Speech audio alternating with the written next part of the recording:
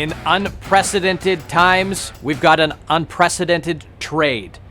Due to the BCHL pod season and the shortened number of games, the Silverbacks and Vipers have been allowed to make a trade. To chat a little bit more about the transaction, we talked with Executive Vice President of the Vipers, Todd Miller, and General Manager of the Silverbacks, Brooks Christensen. Todd Miller, unprecedented times, and your team's done something relatively unprecedented. Walk us through the deal that just came down the pipe earlier tonight. Yeah, you know what? Nothing should surprise us in 2021 with the way things have gone. And, normally Jason McKee is our guy to look after trades and transactions. But, from a game ops standpoint and from an operational standpoint, this was something we felt that was necessary. We've moved Sniper to the Salmon Arm Silverbacks in exchange for Kong. I know people are going to think it's strange and it's weird, but with everything going on with the pod season and everything that was abnormal, we needed a change. I think he needed a change. In talking to Brooks, Kong needed a change as well, and so it was a perfect fit for us and a deal that made sense.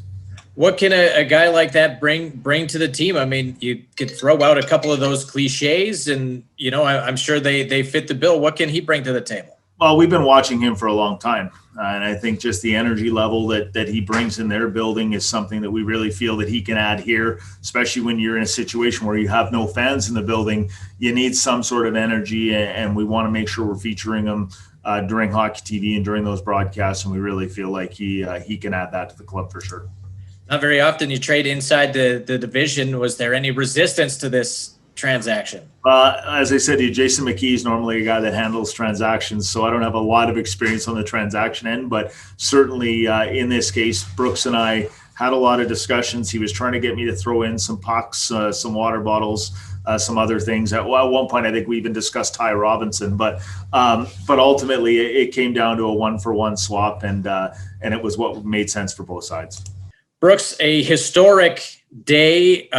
The franchises have been able to make a trade, which is a little bit unheard of, but I guess that's to be expected based on everything that's unheard of going on these days. Tell us about what went into acquiring Sniper.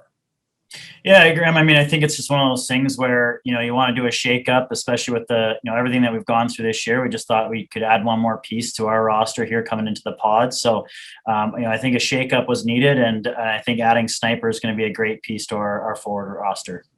So many games, so little time. I mean, an addition like this is probably, going to really show its impact. How quickly do you think someone like Sniper can make an impact?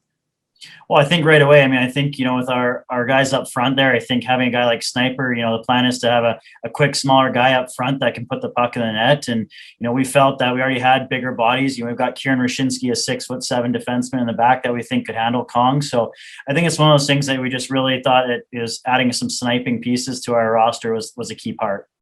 These two teams don't make trades very often. How did this one come about? Yeah, I think it's never one of those things where you want to trade in your own division, especially going into your own pod. But I think it was just a move for both parties that made the most sense, and we're looking forward to seeing how it happens this weekend.